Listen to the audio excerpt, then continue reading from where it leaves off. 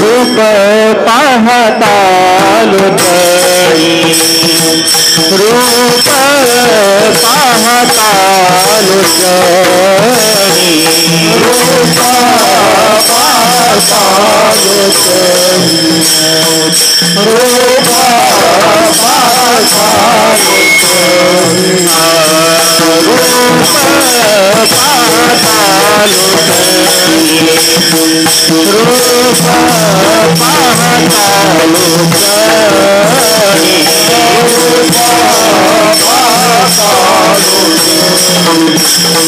रूप पाहता दुःख झाले चालणी दुःख झाले हो चालणी तोहा विठ्ठल बनवा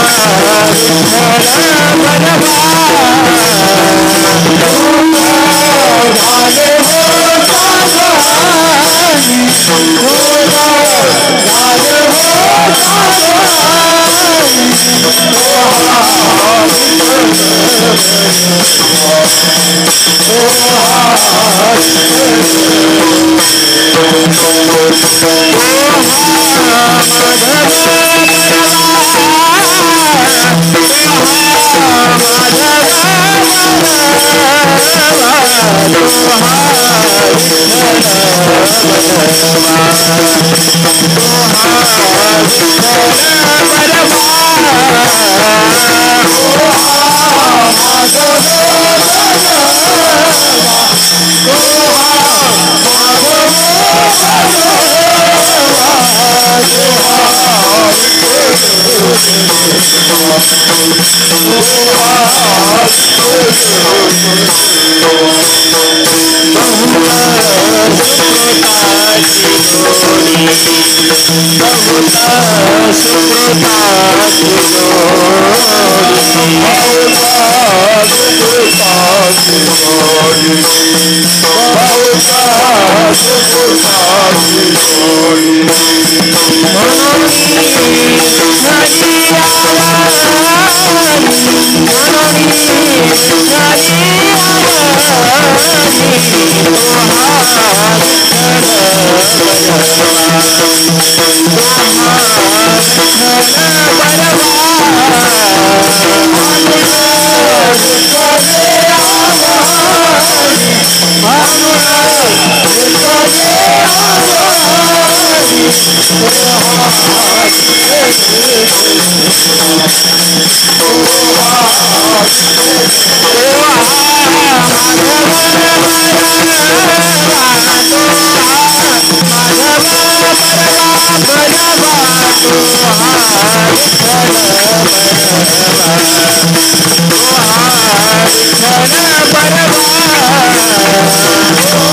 हो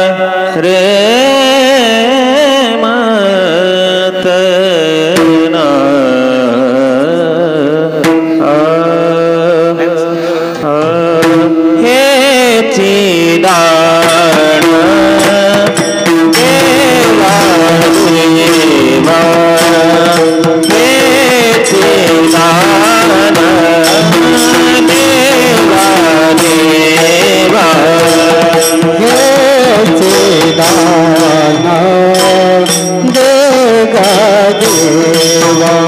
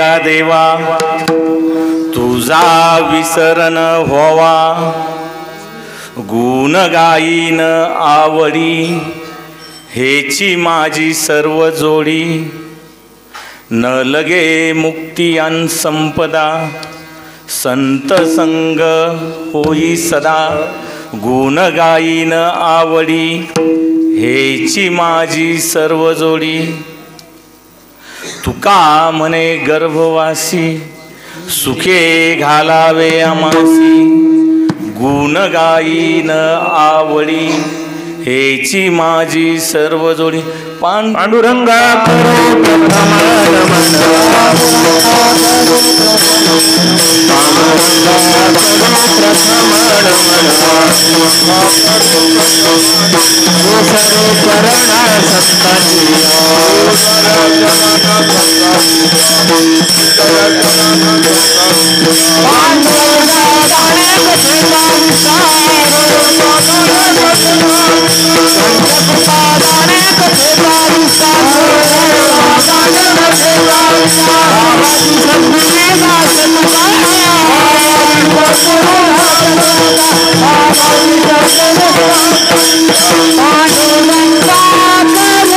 प्रथम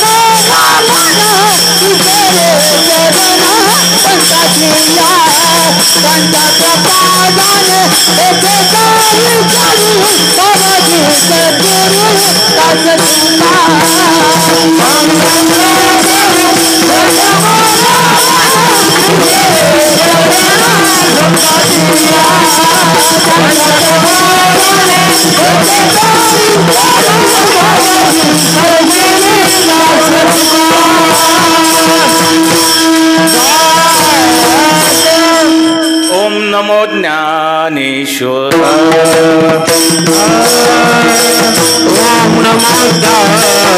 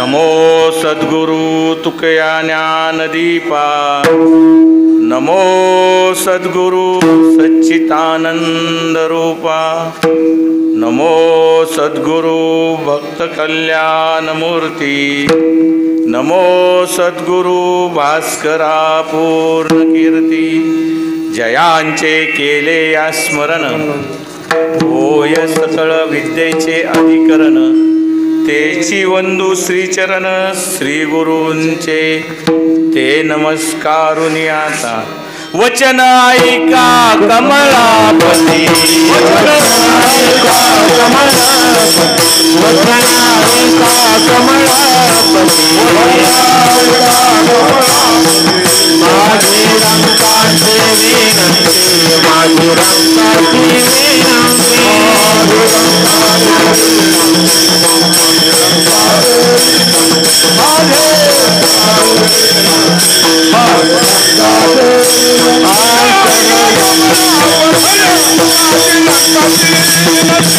माझे रंगाचे विनंती माझी रंगाची विनंती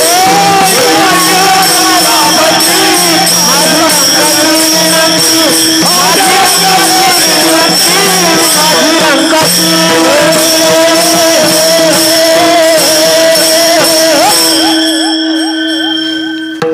आज खरं तर माझ्यासाठी भाग्याचा दिवस आहे बरं का.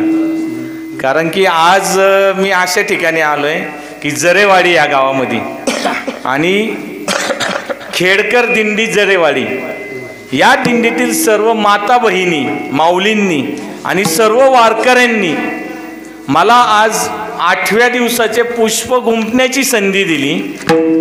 आणि ही खरं तर माझ्यासाठी पर्वणी. कारण की मी अशा ठिकाणी आलो की जी लोक म्हणजे जे वारकरी तुम्ही सगळे महान तपस्वी लोक की माझे आजोबा निवृत्ती महाराज देहूकर की त्यांच्याबरोबर तुम्ही राहिलेले आहात सर्वजण. म्हणजे थोडासा गावातला जर किस्सा सांगायचा झाला तर बाबांनी मला सांगितलं होतं की ज्या वेळेस माझा तर जन्म पण नव्हता त्यावेळेस की तुमची दिंडी ही रथाच्या मागं 15 नंबरची दिंडी जी आपल्या सोहळ्या तुकोबारायांच्या सोहळ्यामध्ये चालणारी 15 नंबरची दिंडी. तर ही दिंडी ज्या वेळेस चालू झाली तर त्याचा जर आपण थोडा विचार केला तर तेव्हा तर रथ सुद्धा नव्हता. पालखी सोहळ्यामध्ये रथ नव्हता. पालखी होती, बैलगाडी होती. त्या बैलगाडीमध्ये आपली पालखी ठेवली जायची आणि पालखी मार्गस्थ. आणि त्यावेळेसची ही मार्गस्थ झाली. आणि अशा या महान साधुतुल्य लोकांमध्ये मला कीर्तन करायला सेवा मिळते. खरंच माझंच भाग्य. विठ्ठल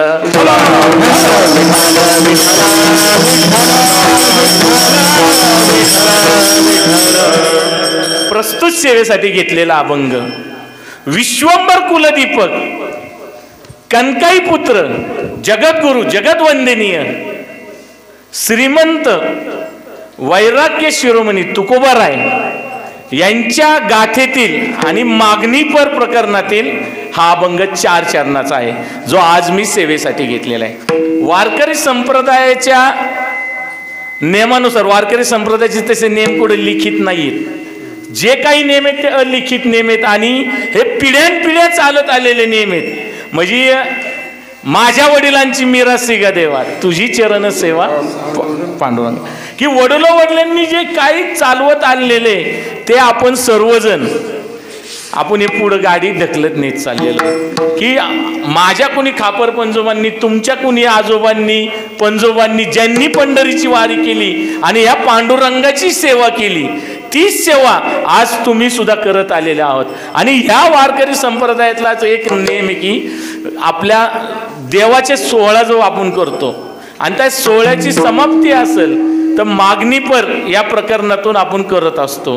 कारण की आपण 8 दिवस 7 दिवस 3 दिवस कुणी 5 दिवसाचा सप्ताह करतं गाथा पारायण असन किंवा आपल्या काकडा आरतीचा समारोप असेल तर या सर्वाची मागणीपर अभंगाने आपण समारोप करत असतो. आणि दुसऱ्या दिवशी काल्याचं कीर्तन असतं. आणि वारकरी संप्रदायाचा जर आपण विचार केला की वारकरी संप्रदाय हा एक मानवता हाच धर्म घेऊन पुढे चाललेला आहे की आपल्या संत मंडळींनी आपल्या पूर्वजांनी आपल्या वाङ्मयातून संत साहित्यातून आणि आपल्या विचारातून फक्त मानवता ह्याच धर्माचं दर्शन घडवलेलं आहे. आणि म्हणून तर हा वारकरी संप्रदाय अजून सुद्धा अभंग स्वरूपाचा राहिलेला आहे. विठ्ठल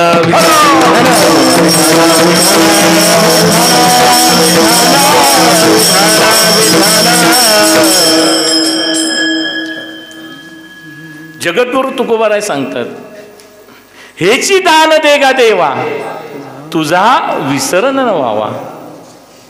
हे महाराज म्हणतात की देवा तुम्हाला द्यायचंयच ना तर मला काय हेच दान द्या की माझ्या मनात म्हणजे मला तुमचा कधीच विसर पडला नाही पाहिजे. माझ्या मनात माझ्या चित्तामध्ये तुमचा विसर कधीच पडला नाही पाहिजे.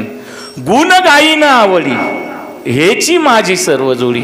आणि मी काय करन की तुमचे गुणगान तुमच्या लीला भगवंतानी ज्या लीला केलेल्या त्याचे तुझ्या नावाचे पवाडे मी गाईन आणि सर्वांना सांगन माझा भगवंत कसा आहे. गुण गाईन आवडी हेची माझी सर्व जोडी.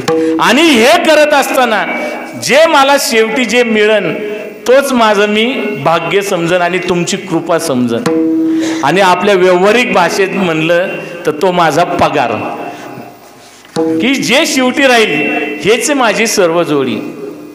नलगे मुक्ती आणि संपदा संत संग देई देणा सदा, की मला आहे ना मुक्ती नको, मोक्ष नको, मला काही नको तुझं नामस्मरण करत असताना, फक्त मला असा संतांचा संग दे, जे संतच मला पुढे नेतील आणि माझं कल्याण करतील.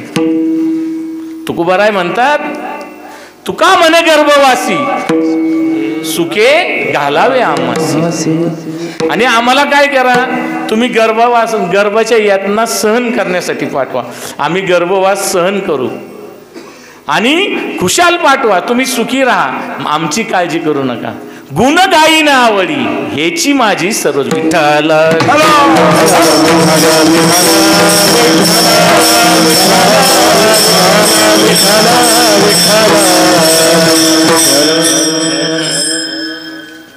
हेची दान दे गा देवा, तुझा विसर न व्हावा. तुकोबारायण देवाला म्हणतात की मला दान द्या, पण अशी वेळ का आली तुकोबारायांवर? दान का मागतात? आपण जर पाहायचं झालं, तुकोबारायांचा इतिहास जर पाहायचा झाला की तुकोबारायांच्या आधी 7 पिढ्या त्यांच्या घराण्यामध्ये कधी देवाकडे कोणी मागितलेलं नाही.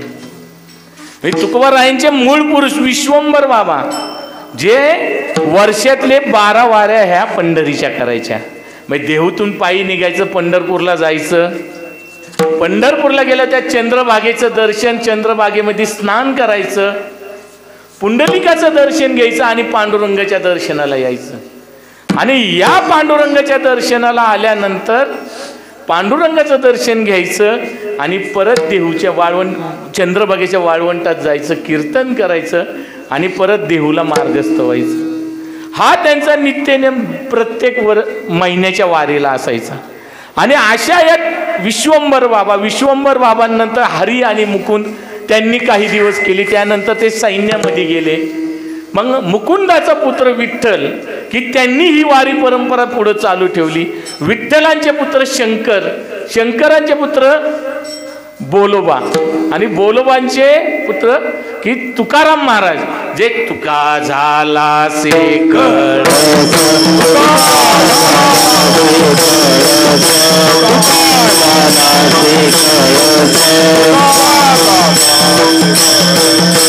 भजन करा सावकाश, भजन करा सावकाश,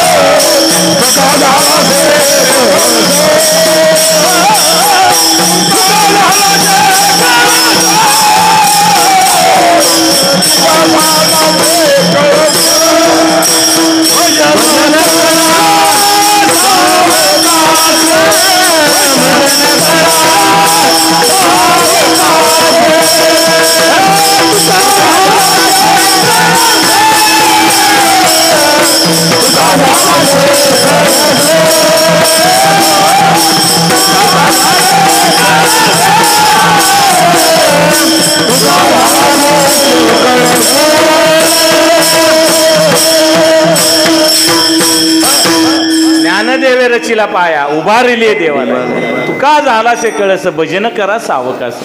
आणि या भागवत धर्माचे कळस झालेले तुकोबाराय. आणि तुकोबारायांना पांडुरंग परमात्मा म्हणतात काहीतरी मागा, पण तुकोबाराय काय म्हणतात, काही माग रे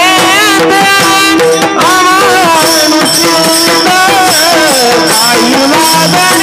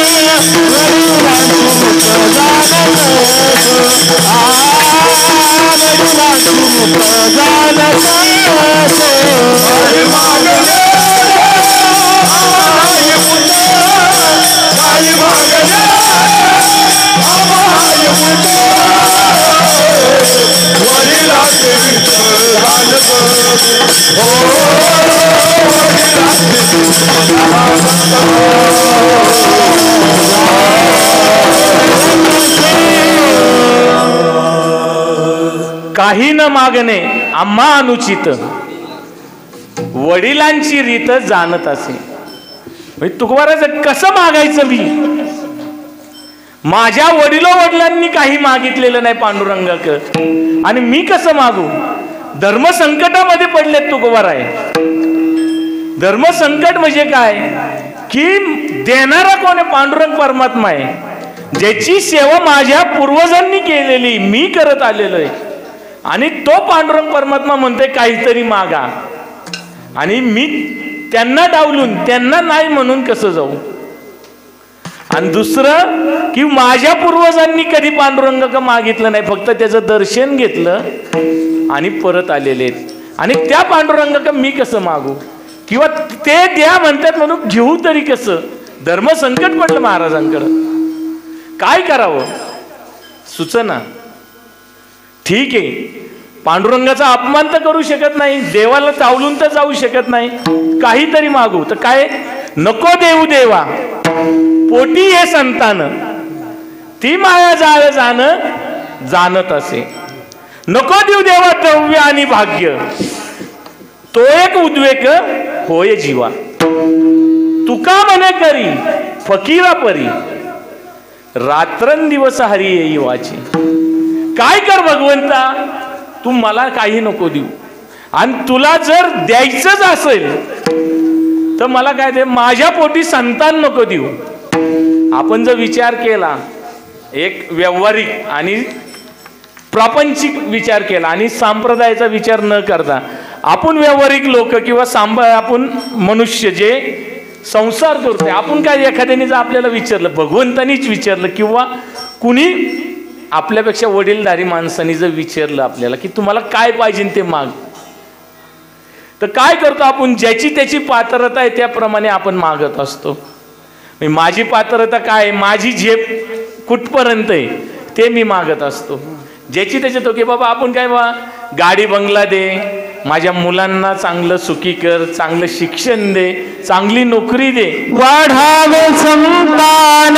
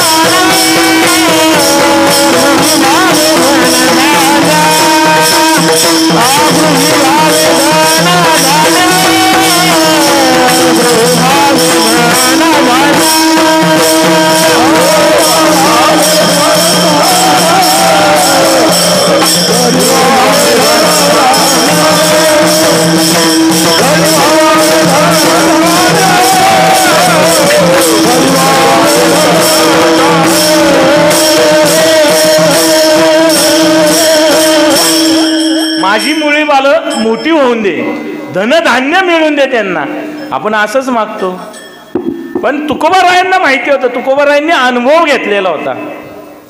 म्हणजे महाराजांचं जर आपण जीवन काळ बघितला की बालपण गेलं, बालपण तर तारुण्य गेलं, तारुण्यामध्ये लग्न झालं, लग्न झाल्यानंतर वैराग्याची प्राप्ती झाली. मग हे पूर्ण अनुभवामधून तुकोबाराय गेले. आणि महाराज सांगतात प्रपंच रचना सर्व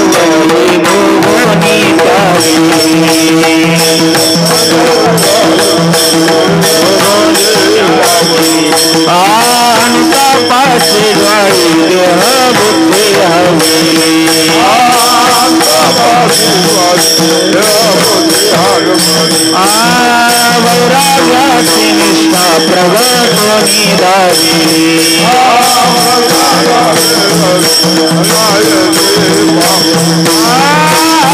ममता नवनी निज शांती वरील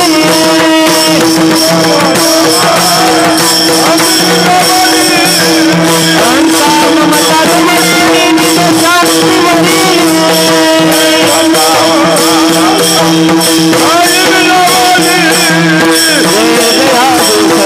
स्वामी तुकया दातारा तारक तू सकळांचा जीवन सोयरा सकळांचा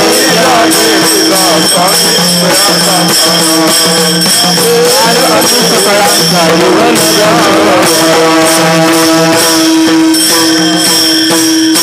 निळोबारायांनी महाराजांची आरती गायलेली, प्रपंच रचना भोगवणी त्यागी.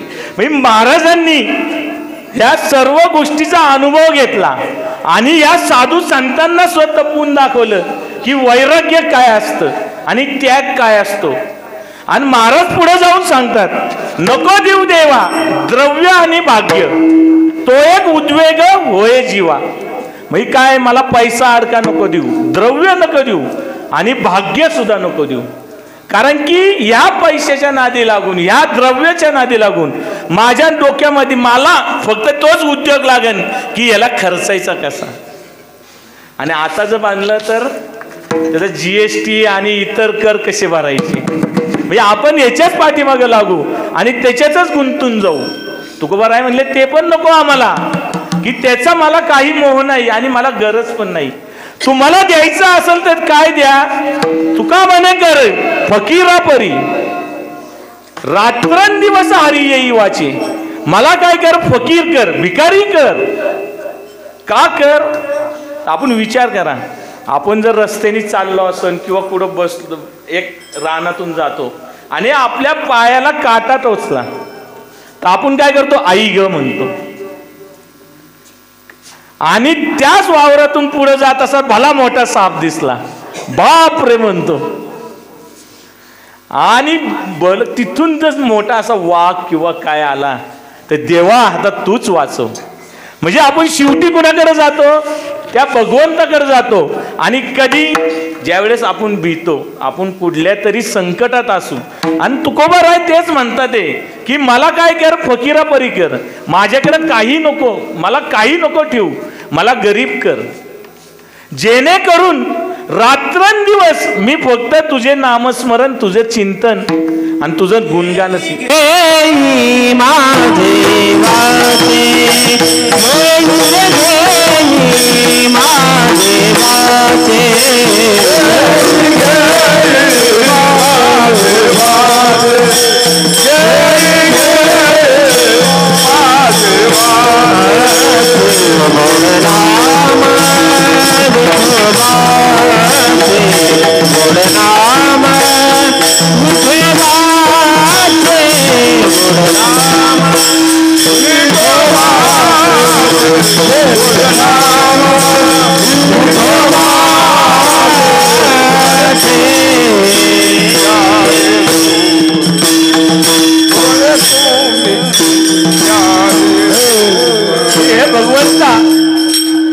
माझ्या तोंडून फक्त तुझेच नामस्मरण, तुझेच चिंतन असू दे.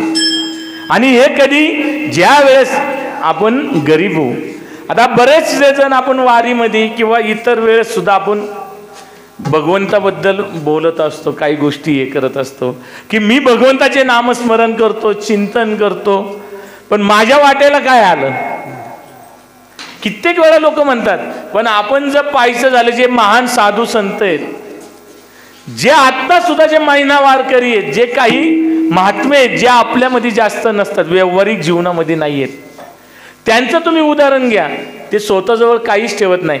आपल्या पूर्वजांनी सुद्धा काय केलं, नको आम्हाला मठ, नको आम्ही मठपती.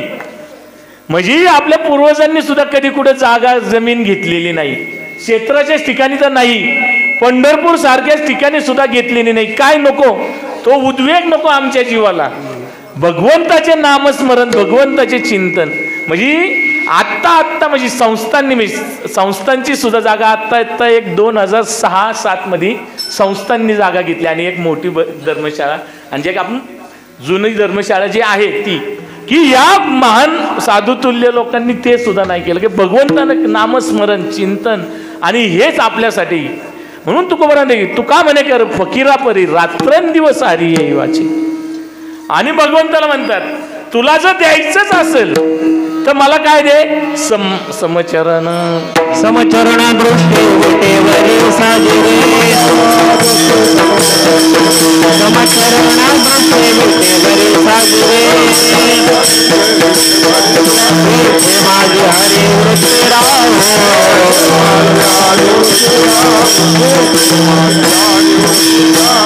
समचरण दृष्टी विटेवरी साजिरे, माझी हरी वृत्ती राहो, माझी हरी वृत्ती राहो,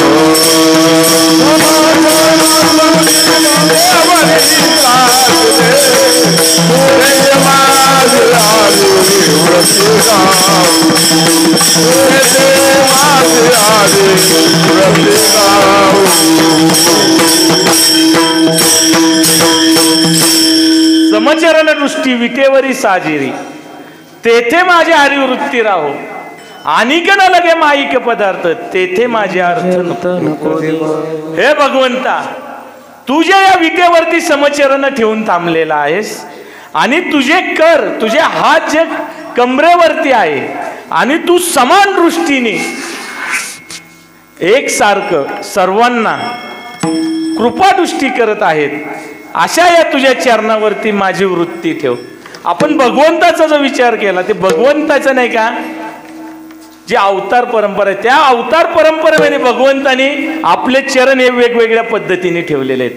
आपण जर कृष्ण भगवंताचा जरी विचार केला, कृष्ण भगवंताचा एक पाय सरळ आणि एक पाय तिरका ठेवून हातात वेणू वाजवते. देवडा चरणी देवडा चरणी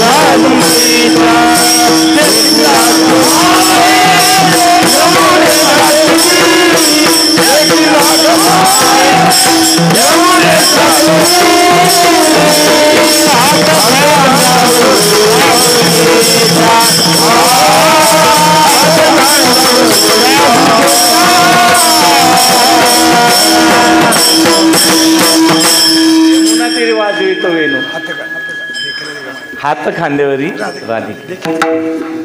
आणि हा पण आहे तो वेगळ्या ह्याच्यामध्ये गवळणीमध्ये आहे, हा पण पाठ आहे. तर हा भगवंत कसा आहे की एक पाय सरळ ठेवलेला आहे, एक पाय तिरका, हातात पावा आहे म्हणजे बासरी, आणि त्याच भगवंताच्या हातामध्ये सुदर्शन चक्र आहे. आणि काय केलंय भगवंतानी आपल्या या लीलेमध्ये कित्येक तरी जणांना संहार केलेला आहे, मारलेलं आहे.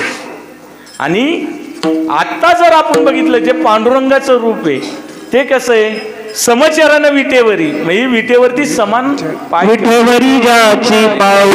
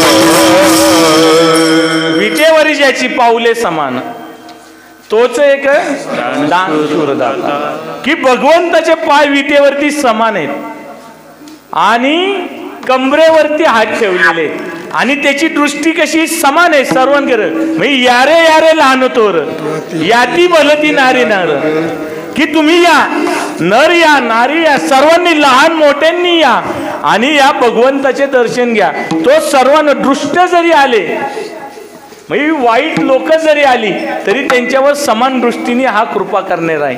आणि या भगवंतानी या अवतारामध्ये कधी कुणाला मारलेलं नाही. म्हणजे भगवंताच्या इतर अवतारामध्ये प्रत्येकाचा संहार केलाय, दृष्टांचा संहार केलाय, नाश केलाय, मारलेलं आहे. पण पांडुरंगाने कधी कुणाला मारले नाही, फक्त सर्वांवर समान कृपादृष्टी ठेवलेली. आणि अशा या तुझ्या समचरणावरती माझी वृत्ती राहून दे, माझं मन राहून दे, कारण की मला इतर कुठल्या हे नको आणि तुझ्या विसर सुद्धा नाही पडला पाहिजे. आणि काय दे मला, सदा माझे डोळे जडून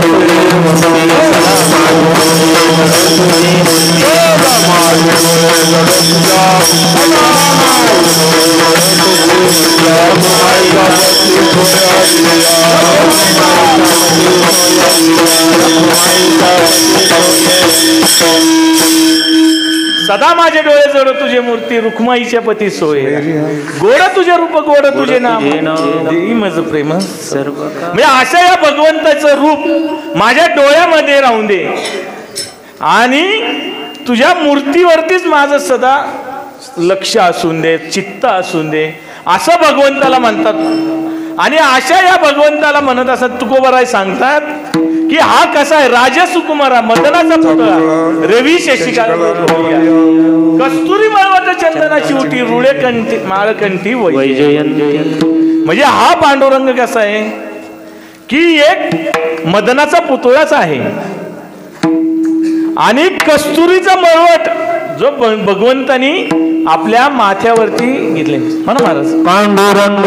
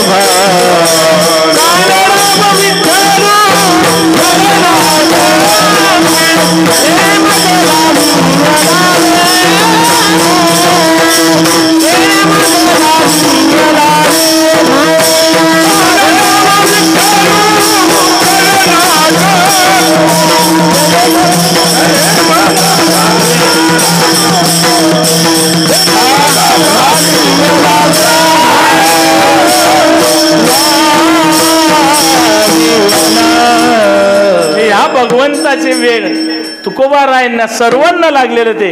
आणि म्हणून तर महाराज अभंगाच्या पायऱ्या हो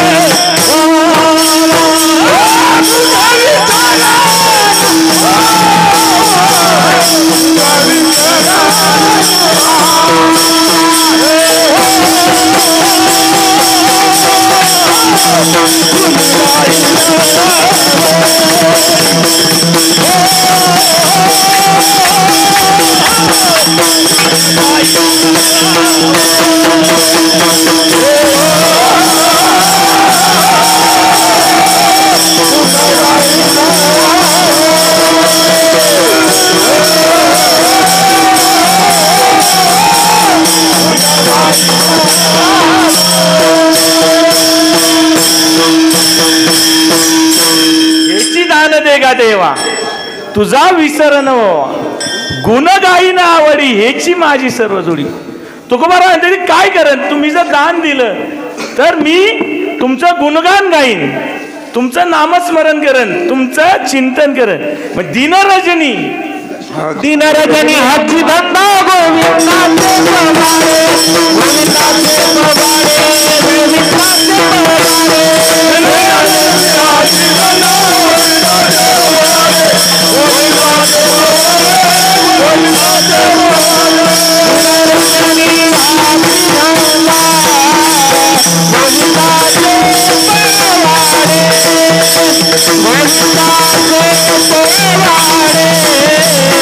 गोविंदाचे पवाडे.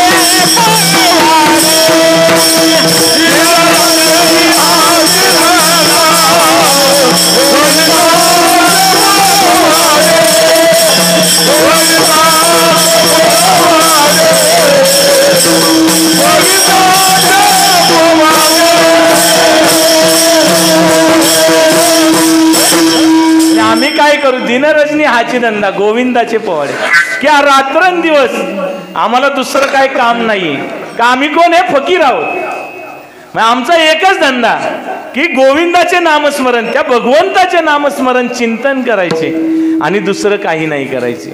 आणि अशा या भगवंताचे जर चिंतन करत असतात भगवंत काय करतो आपल्या या भक्तांना जवळ घेतो. उच्च नीच काही नेने भगवंता, उंच नीच काही नेने भगवंता,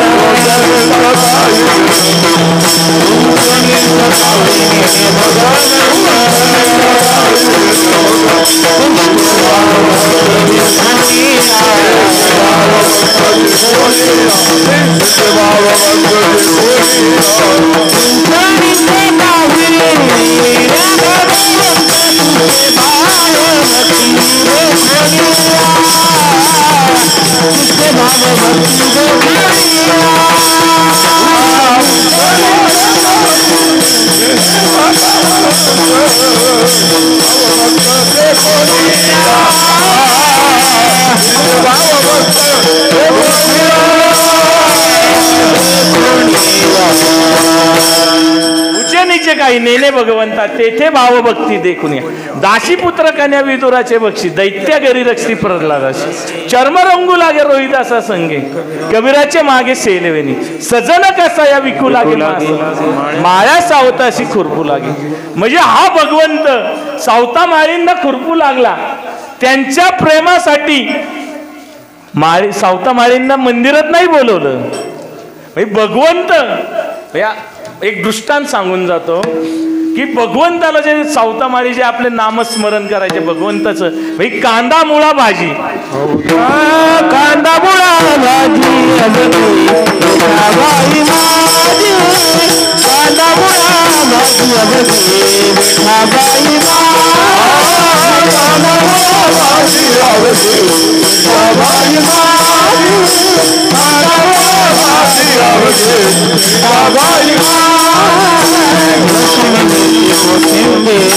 अवघा झाला माझा रे, लसण मिरची कोथिंबीर अवघा झाला माझा रे, अवघा कांदा मुळा भाजी कांदा मुळा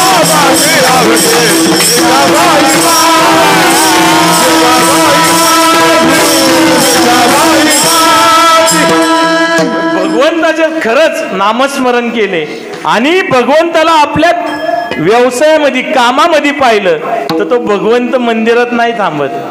तो काय करतो आपल्या जवळ यायला पाहतो की ज्या वेळेस ज्ञानोबाराय आणि नामदेव महाराज तीर्थटनाला चालले तेव्हा पांडुरंग परमात्मा त्यांच्या बरोबर होते. आणि असे जात असताना म्हणजे सावता माळ्यांच्या गावाजवळून जात असताना भगवंतानी पाहिलं अरे माझं सावता इथं आहे, सावत्या माळ्यांचं गाव आहे, आता मला तर त्यांना भेटलं पाहिजे. की ते काय करत त्यांच्या पांडुरंगाला भगवंताला ते कशात पाहिजे की आपल्या शेतामध्ये पाहिजे. म्हणजे जे काय आपण पिकवायचं अन्नधान्य भाजीपाला त्याच्यामध्ये त्यांना पाहत होते. तर त्यांना भेटण्यासाठी पांडुरंग परमात्मा त्यांच्या गावी गेलेत. आणि माऊलींना आणि नामदेवरायांना सांगितलं मी आलोच, आणि पांडुरंग परमात्मा त्या वेश बदलून सावतामाळ्यांच्या रानात जाईल आणि त्यांना सांगतात की मला वाचवा, मला कुठेतरी लपवा तुम्ही, माझ्या मागं कोणीतरी दरोडेखोर चोर लागलेले आणि लपवा, आणि कुठं कुठे होता. शेवटी संतच ते सावतामाळी सुद्धा, सावतामाळींनी ओळखलं हा दुसरं कोणी नाही, हा माझा पांडुरंग परमात्मा आहे, आणि या पांडुरंग परमात्म्याची जागा कुठं आहे तर माझ्या हृदयात आहे.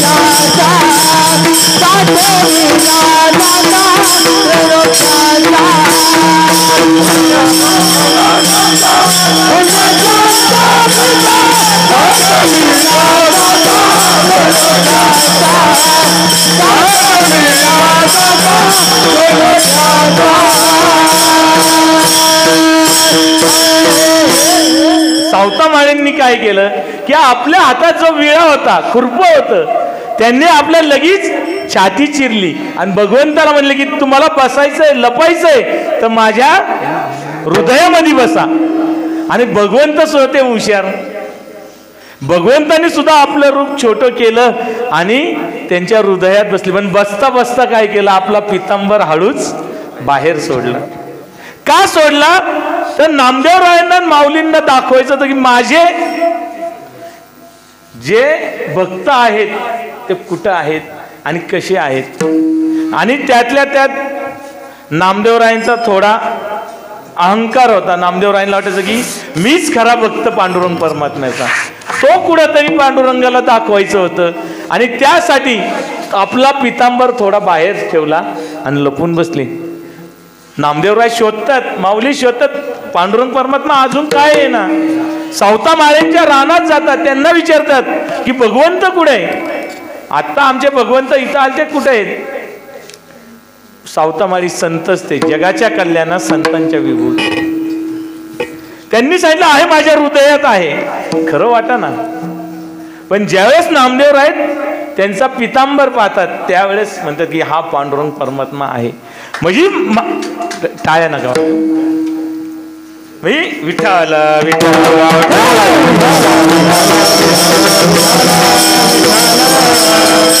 भगवंत कसा आहे हेच मला सांगायचं होतं की आपण जर त्याचं नामस्मरण चिंतन केलं तो आपल्याकडे देतो. मग भगवंताला आपण आपल्या कामामध्ये, व्यवसायामध्ये, मंदिरात किंवा नामस्मरण चिंतन करून सुद्धा पाहू शकतो आणि त्याच्याजवळ जाऊ शकतो. सजन कसा या विकू लागे मास. सजन कोण होता, कसाही होता जाती. त्याचा व्यवसाय पिढ्याजात व्यवसाय काय होता, मांस विकण्याचा होता. पण तो काय होता, सात्विक होता. तो कुठल्या प्राण्याची हत्या नव्हता करत. सजन जे आहेत ते कुठल्या प्राण्याची हत्या नव्हते करत. मांस आणायचं आणि विकायचं. आणि असा या सजनासाठी म्हणजे या कसाई म्हणजे जेव्हा आपला व्यवसाय जो पिढ्याजात व्यवसाय जो आलेला आहे मांस विक्रीचा, त्यांचे ते मांस विकत असेल. आणि ह्या मांस विकणाऱ्या आपल्या एका भक्तासाठी पांडुरंग परमात्मा हे विष्णू भगवंत सुद्धा आलेले आहेत आणि त्याचं मांस विकण्यासाठी मदत केलेली. तो दृष्टांत असा आहे की सजन कसा एके दिवशी अशा आपल्या गावामध्ये रोडनी जात असताना, दुकानाकडे जात असताना, रस्त्याने जात असताना त्यांच्या पायाला ठेस लागली. ठेस लागली ते म्हणले काय आहे. खाली पाहतात तर काय एक दगड पडलेला आहे खाली. आणि सजन ते उचलतात, अरे दुसरं कोणाला दगड लागायला नको, दुसऱ्या कोणाच्या पायाला लागायला नको. तो दगड उचलून बाजूला टाकणार, तेवढ्यात त्या दगडाकडे पाहतात. दगड तर कसा आहे, गुळगुळीत आहे, एकदम चांगला आहे. त्यांचे व्यापारीच ते आणि संत सुद्धा.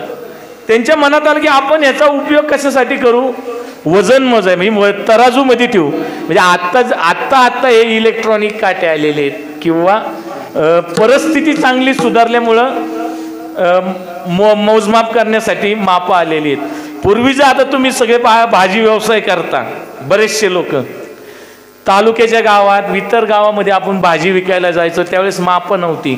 त्यावेळेस आपण काय करायचो, जी छोटी छोटी दगडी घ्यायचो आणि ती दगडी पावशेराचं, अर्धा किलो, 1 किलो, 1.5 किलो, 2 किलो असं तराजूमध्ये एका बाजूला माप, पावशेराचं माप एका बाजूला तो दगड, आणि तो पावशेराचा दगड झाला त्याच्यात त्याला काहीतरी चिंदीनी प्लॅस्टिकनी बांधायचा आणि तो पावशेराचा झाला। तसाच अर्धा किलोचा झाला। पूर्वी चालायचं, म्हणजे मी बाजारात पाहायचो की मोजमाप करायला दगड असायचे, आणि असं यांनी काय केलं, सदन कसा यांनी, की तो दगड आपल्याला उपयोगाला येईल, गुळगुळीत ते आपल्या वजन काट्यामध्ये ठेवता येईल, आणि ते घेऊन गेले। पण त्यांना माहीत नव्हतं तो शाळीग्राम होता, विष्णू भगवंताचाच एक अवतार होता, आणि त्यांनी घेतला आणि तो तराजूमध्ये ठेवला। पण तो जो दगड होता की तो दगड इतका चमत्कारी म्हणजे असा होता की ज्या वेळेस गिराईक कोणी यायचं आणि त्यांना म्हणायचं मला अर्धा किलो द्या, 1 किलो द्या, पावशेर द्या, तो दगड आपोआप त्या आकाराचा होतायचा। त्या आकाराचा, पावशेर म्हणले पावशेराचा व्हायचा, अर्धा किलो म्हणले अर्धा किलोचा व्हायचा, 1 किलोचा व्हायचा।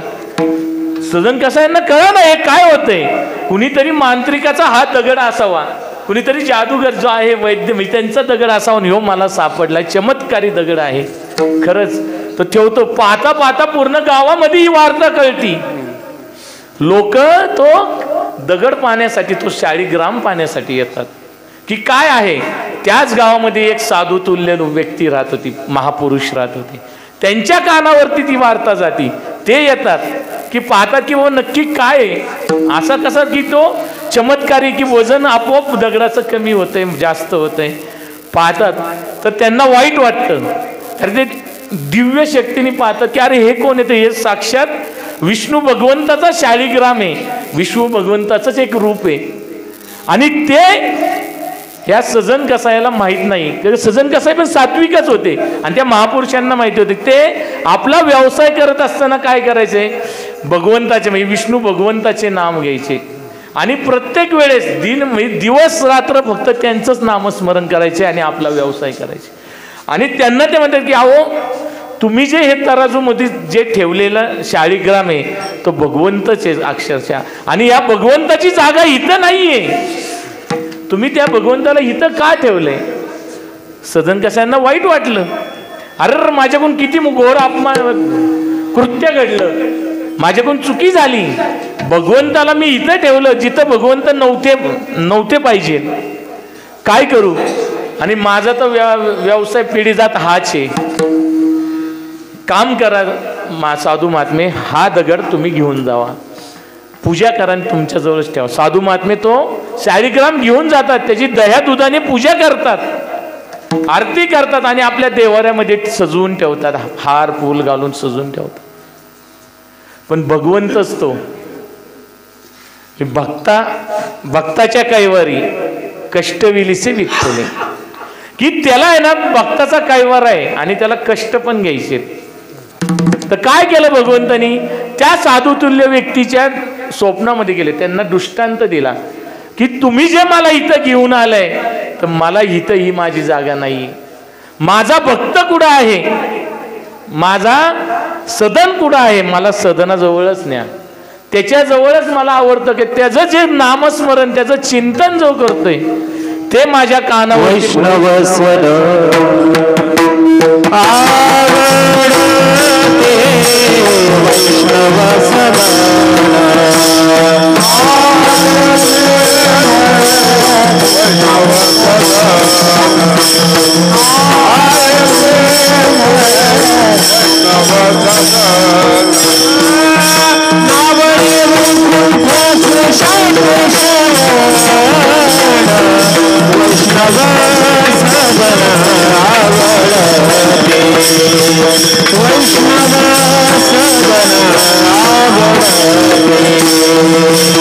वैष्णव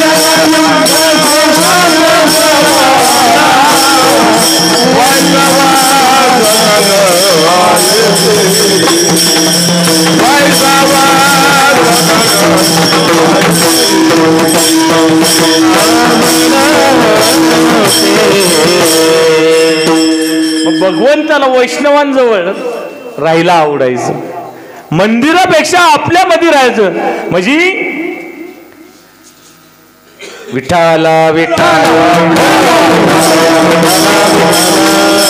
भक्ताचा संसार, देवाचा अवतार. देवाचे सोहळे भक्ताची अंगे, देव त्याच्या संगे सुख भोगे. भक्त काय करतो, आपला संसार करत असतो आणि संसार करत करत देवाचे नामस्मरण करत असतो. आणि देव सुद्धा अवतार घेऊन त्याच्याबरोबर राहत असतात. आणि आपण ज्याप्रमाणे आज देवाचा सोहळा करतोय, काकडा आरतीचा सोहळा करतोय, देवाचा जो सोहळा करतोय, आणि या सोहळ्यामध्ये काय असतं, देव येत असतात आणि देव त्याच्यामध्ये सुख भोगत असतात. आणि अशा या देव कसा आहे, तुकोबारा माझ्या विठोबाचा कैसा प्रेम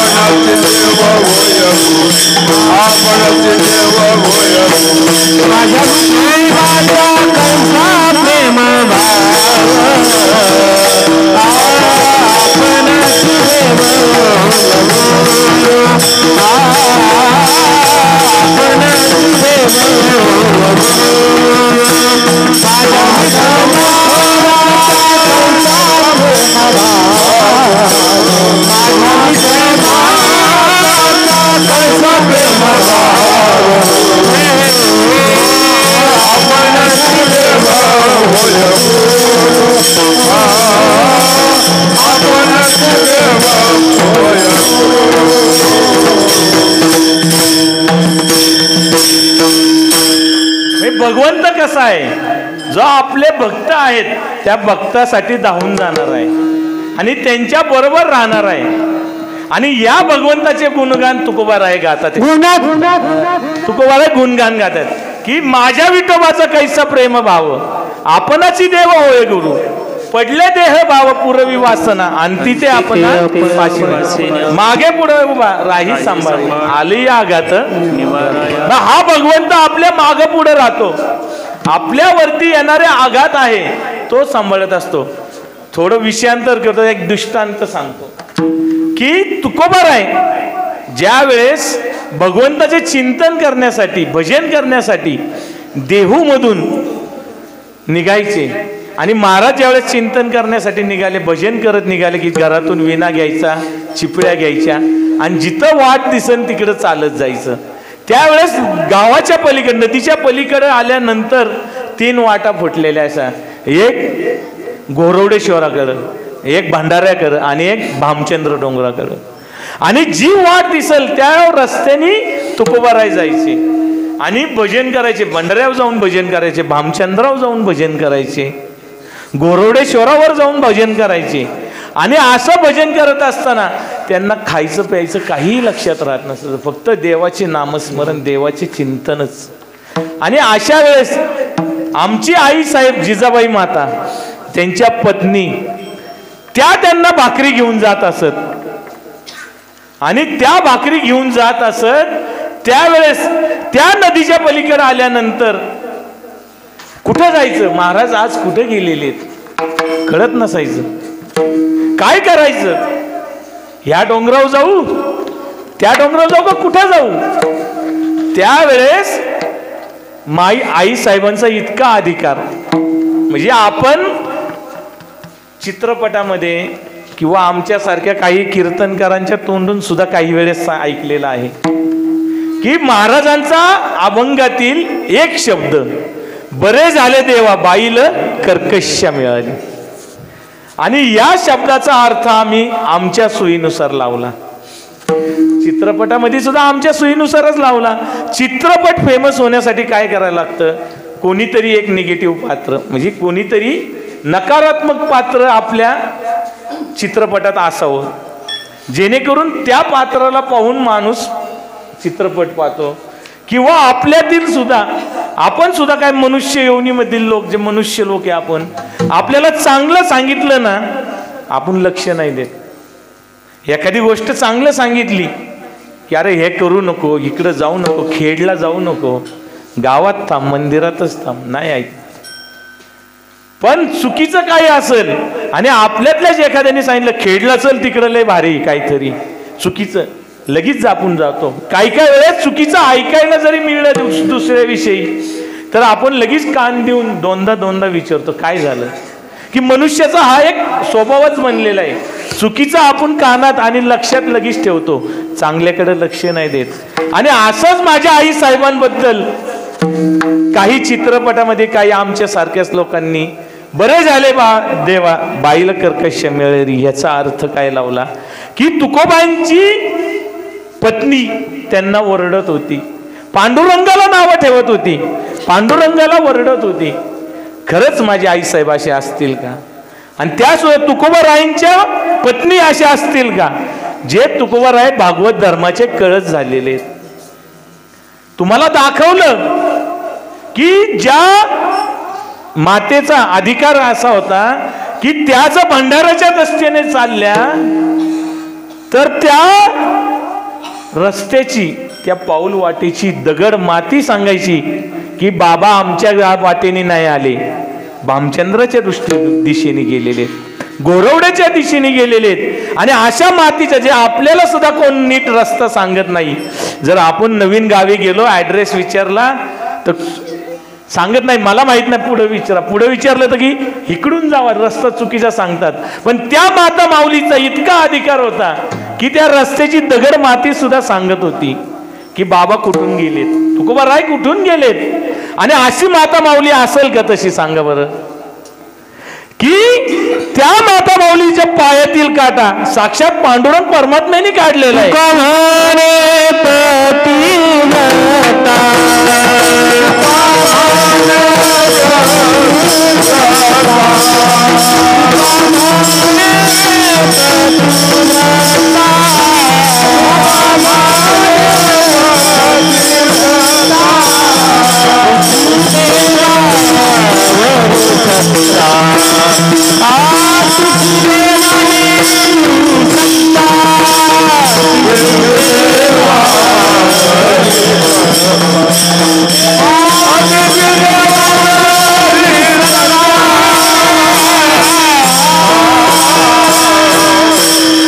त्याच्यामुळे तर मी म्हणलं माझं भाग्य आज की मला इथं सेवा करायला मिळाली.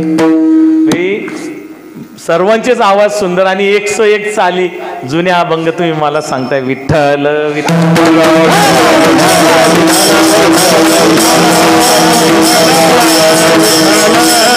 म्हणे प्रतिवता तिची देवावरही सत्ता. की माझ्या आई साहेबांची देवावर सत्ता आहे असेलच, कारण साक्षात पांडुरंग परमात्मा त्यांच्या पायातील काटा. म्हणजे आईसाहेब ज्यावेळेस तुकोबारायांकडे चालल्या होत्या, रस्त्याने जात होत्या, पाऊल वाट होती, त्यावेळेस जंगल होतं, असे काही रोड नव्हते, रानातली वाट होती, गवत असायचं. त्या गवतामध्ये काय आहे, विचू काटा साप माहित नसायचं. आणि त्या वाटेने आईसाहेब चाललेले आहेत. चालता चालता त्यांच्या पायामध्ये एक अचानक काटा घुसला, रक्तबंबाळ झाला आई साहेबांचा पाय. आणि काय करू, हातातला पाण्याचा लोटा पडला, डोक्यावरची भाकरी खाली पडली, आई साहेब जमिनीवर पडल्या, रडू लागल्या.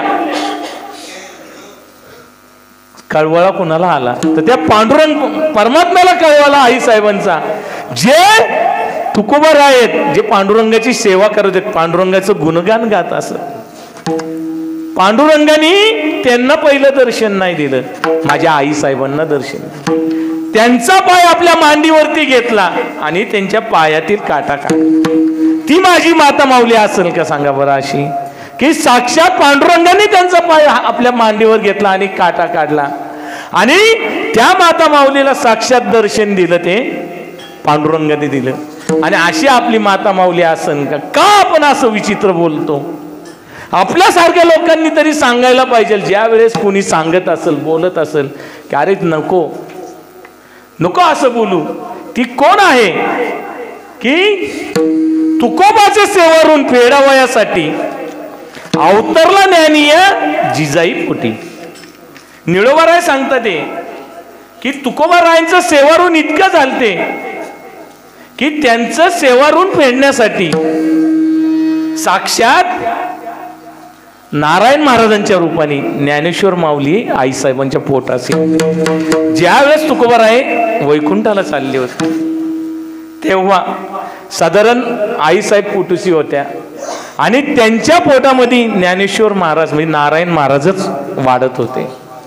आणि अशा या आईसाहेबांचं वाढत असताना तुकोबारायांना माहिती झालं की आता माझे गुरु ज्ञानेश्वर माऊली, माझे माऊली आता माझी सेवा ऋण करण्यासाठी माझ्या घरामध्ये येत आहे, नको मला इथं राहायला. आणि महाराज वैकुंठाला गेले आणि अशा या माऊलीच्या पोटामध्ये ज्ञानेश्वर महाराज वाढत होते. आणि ती माझी माता माऊली असं असं का की जे नारायण महाराज की आज आपण सर्वजण पंढरीला जातो, पांडुरंगाचं दर्शन घेतो.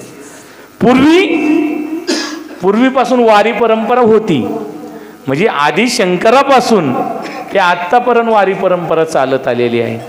पण जे नारायण महाराज की त्यांनी या वारी परंपरेला सोहळ्याचा रूप दिलेले, सोहळ्याच्या रूपांतरामध्ये केलं ते नारायण महाराज. म्हणजे 1685 साली 1685 ते 84च्या दरम्यामध्ये नारायण महाराजांनी आपले काका कान्होबाराय यांना विचारलं की आपण पंढरीला जातो, आपण वारीला जातो, सर्व वारकरी जातो, टाळकरी जातो, मग आपले भगवंत आपले पूजनीय जे ज्ञानोबा आहेत तुकोबा आहेत त्यांना आपण का नाही नेत. आवडलं कान्होबांना, जाऊ आपण त्यांना घेऊन. नारायण महाराजांनी काय केलं की तुकोबारायांच्या पादुका बनवल्या. सप्तमीला तुकोबारायांच्या पादुका आपल्या गळ्यामध्ये घ्यायच्या, डोक्यावरती घ्यायच्या आणि आळंदीला जायचं. अष्टमीला आळंदीतून माऊलींच्या पादुका घ्यायच्या, दोन्ही संतांच्या पादुका आपल्या गळ्यामध्ये ठेवायच्या आणि देहूतून आळंदी, आळंदीतून वाटचाल करत करत पंढरीला निघायचं. रस्त्यामध्ये जात असताना लोक विचारायची, अरे तुम्ही काय घेऊन चाललाय? दिंडी तर घेऊन चाललाय, पण यांच्या गळ्यामध्ये काय, हे काय गळ्यात लटकवलंय तुम्ही, कुणाचे पाय आहेत? नारायण महाराज सांगायचे, पाय नाही आहेत, हे माझे माऊली आहे, ज्ञानोबा आहेत आणि हे माझे तुकोबा आहेत. म्हणजे जे आपल्या वारकरी संप्रदायाला ज्ञानोबा तुकाराम, ज्ञानोबा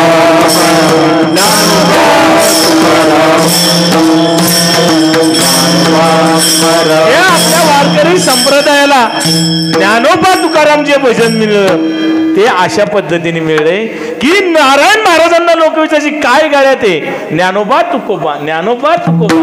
आणि हे भजन आपल्या वारकरी संप्रदायाला मिळलं.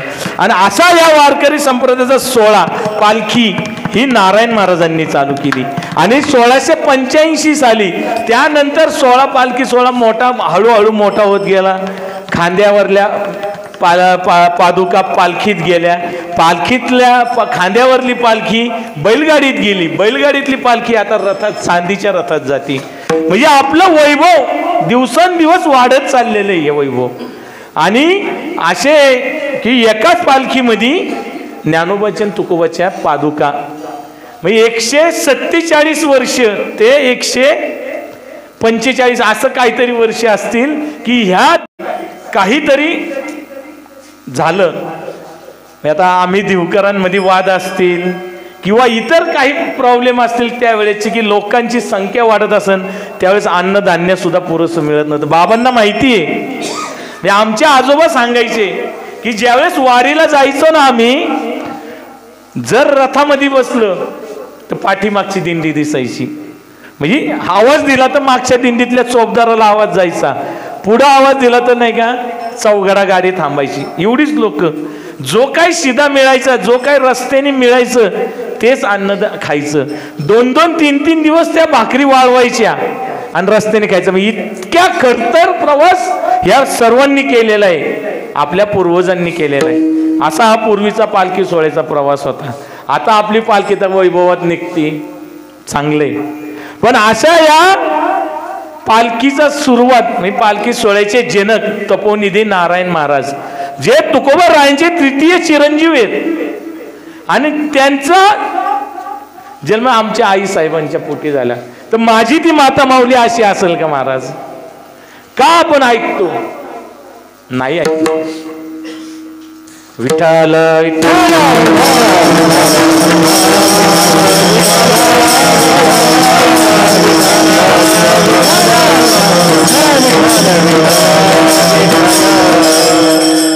धर्मरक्षवया अवतार घेसी आपुल्या पाळीशी भक्त जना. म्हणजे तो भगवंत कसा आहे? धर्माचं रक्षण आणि आपल्या भक्ताचं पालन पोषण करण्यासाठीच अवतार घेतो आणि येतो. आणि अशा या भगवंताचे नामस्मरण आणि त्याच्या नामाचे गुणगान गाण्याला तुकोबाराय म्हणतात की अभंगाच्या गुणगायिना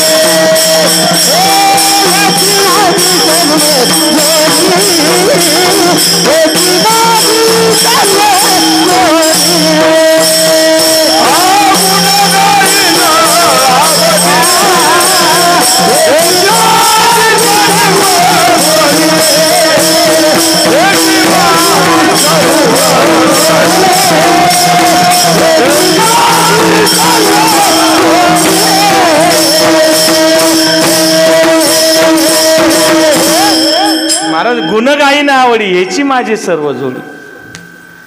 की भगवंताचे नामस्मरण, भगवंताचे चिंतन आणि त्याच्या नामाचे परवडे, त्याच्या लीला गात असताना तुम्ही मला मुक्ती नका देऊ, मला धनसंपदा पण नका देऊ. तुम्हाला जर द्यायचंच असेल तर मला संत संग द्या, मला दुसरं काय नको. कारण की महाराजांना मत देन म्हणतात नको ब्रह्मज्ञान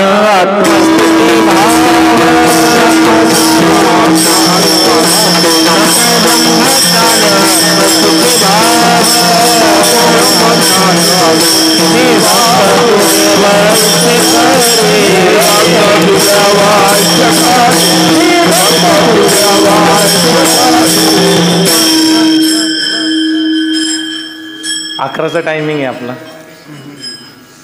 थोडं धावतच घेतो मी, थोडं हे करून. विठ्ठल विठ्ठल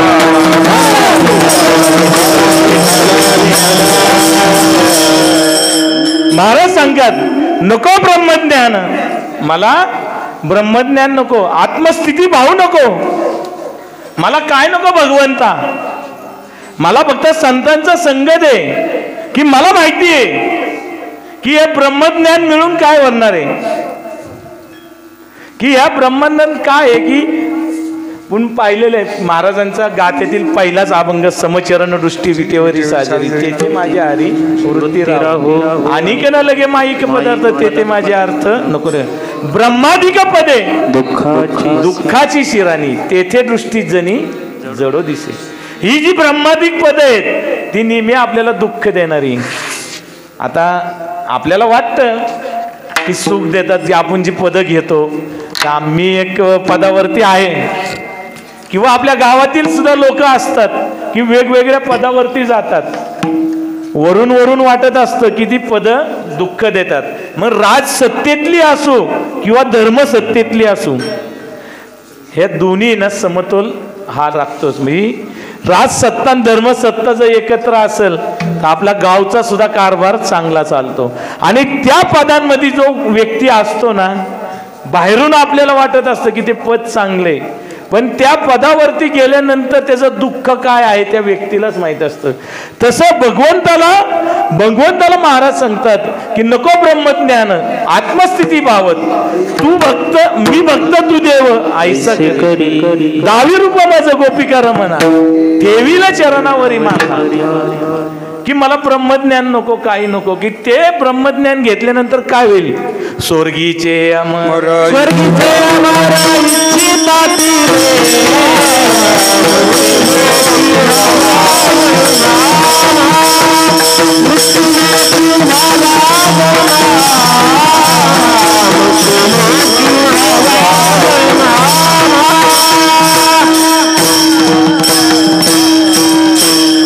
वेळेची बचत करू आपण.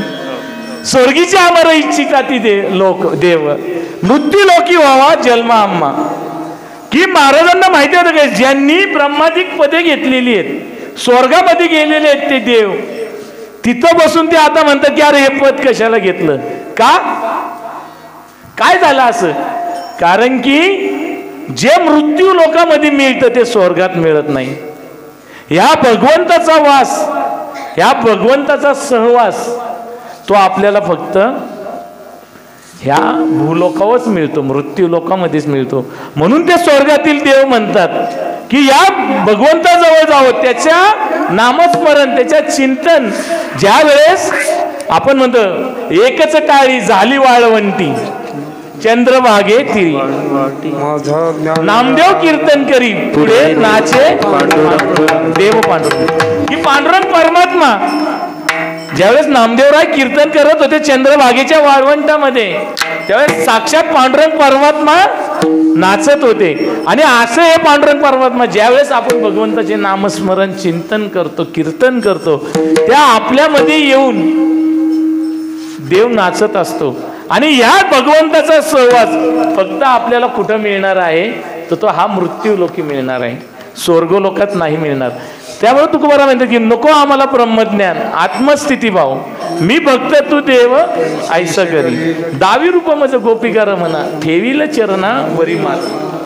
मग काय कर, कसं कर आम्हाला तू त्या पद्धतीने ठेव, तुझ्या बरोबर ठेव. म्हणजे महाराज म्हणतात पंढरीचा वार करी, वारी चुकवणे दे हरी, संत संगे सर्व काळ, अखंड प्रेमाचा कल्लोळ, चंद्रभागे स्नान तुका मागे. मला काय कर, संतांचा संग दे, संतांबरोबर राहिले. का महाराजांनी सांगितलं की विठ्ठल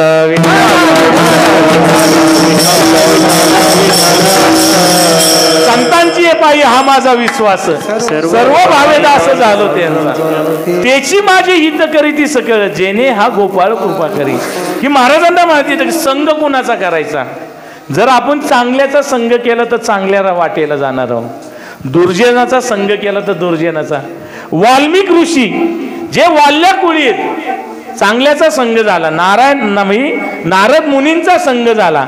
नारद मुनींना लुटण्यासाठी तर दरोडेखोरच होते ते, वाल्या कोळी म्हणजे दरोडेखोरच होते की जे वाट सरू ज्या त्या जंगलातून जात असणाऱ्या लोकांना लुटायचं, त्यांच्याकडे काय असेल ते घ्यायचं, खायचं, आपल्या बायका पोरांना द्यायचं. आणि अशा या वाल्या कोळीला ज्यावेळेस नारद मुनी भेटतात, नारद मुनींनी विचारतात त्या तू हे काय करतोय, हे जे दुष्कार्य करतोय, तू वाईट कार्य करतोय, हे चांगलं नाही. म्हणजे नारद मुनींनी त्यांना समजून सांगितलं. संतांचा संग झाला आणि वाल्याचा वाल्मिक ऋषी झाले. आणि कोळियाची कीर्ती वाढली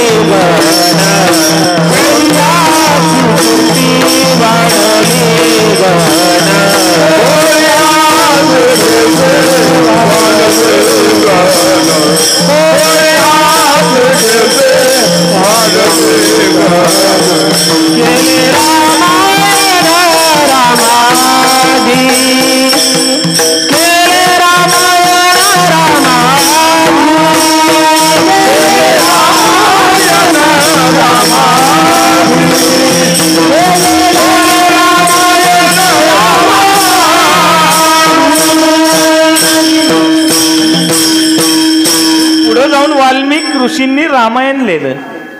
आणि असा या संतांचा संघ आम्हाला लाभला पाहिजे आणि आपल्यामध्ये बदल होईल.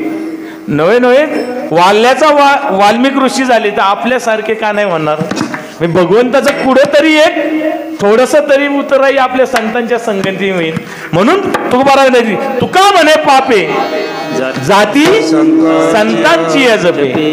म्हणजे आपल्या जन्मजन्मीचं जे पाप आहे या संतांच्या संगत मिळली, संतांच्या संगतीने पापे जळून जातील.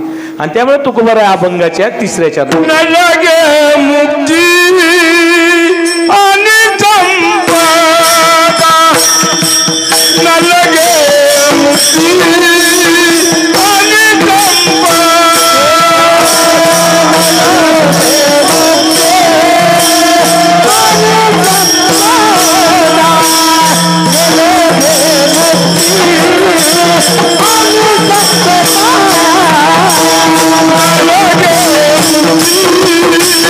आणि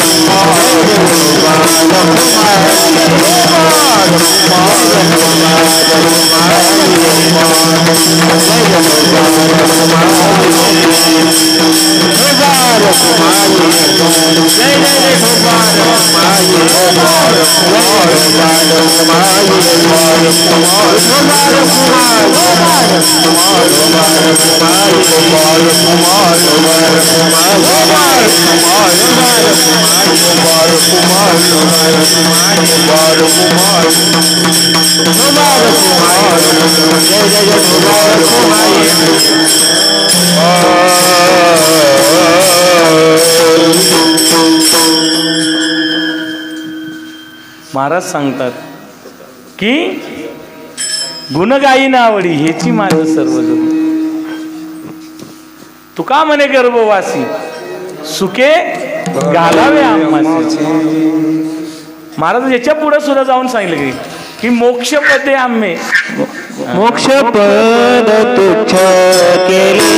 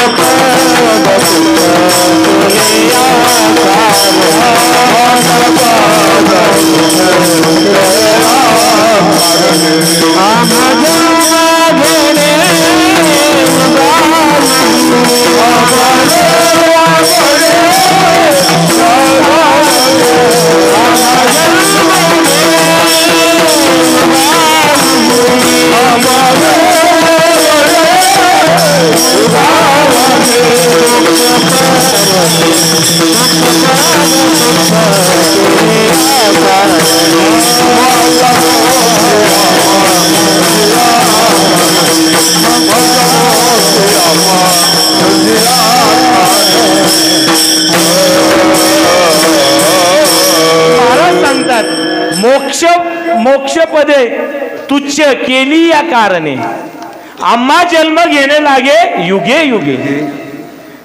गर्भवास काय आम्ही प्रत्येक युगामध्ये जन्म घेणार आहे.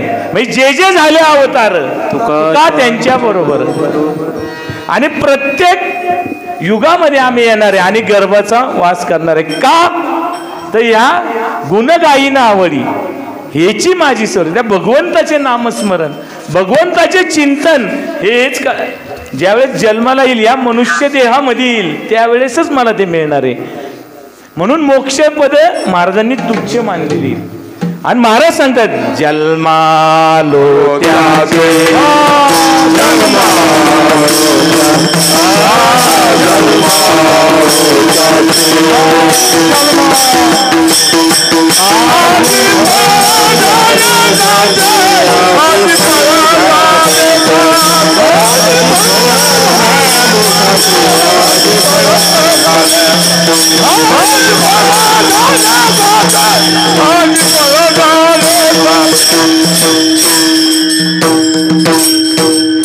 आम्ही गर्भवास सहन केला.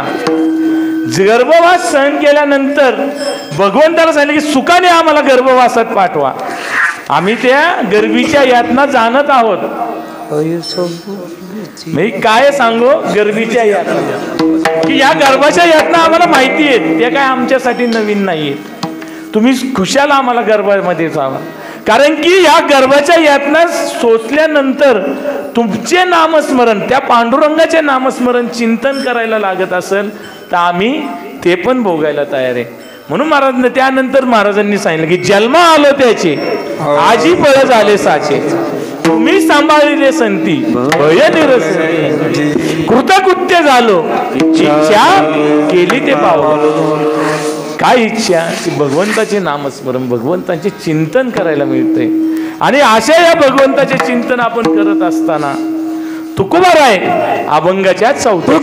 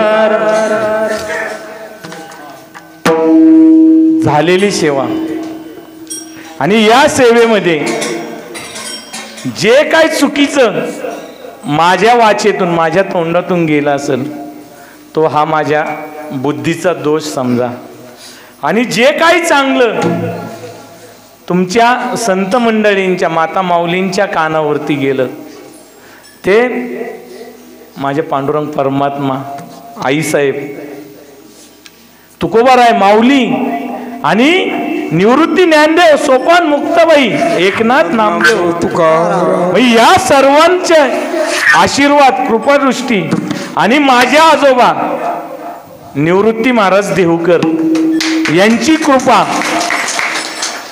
यांची कृपा आणि यांचे आशीर्वाद समजावे आणि माझ्या वाणीला मी पूर्णविराम देतो. एकदा आपण सर्वांनी हात वर करून तुकोबारायांचं नामस्मरण करू. तुकाराम तुकाराम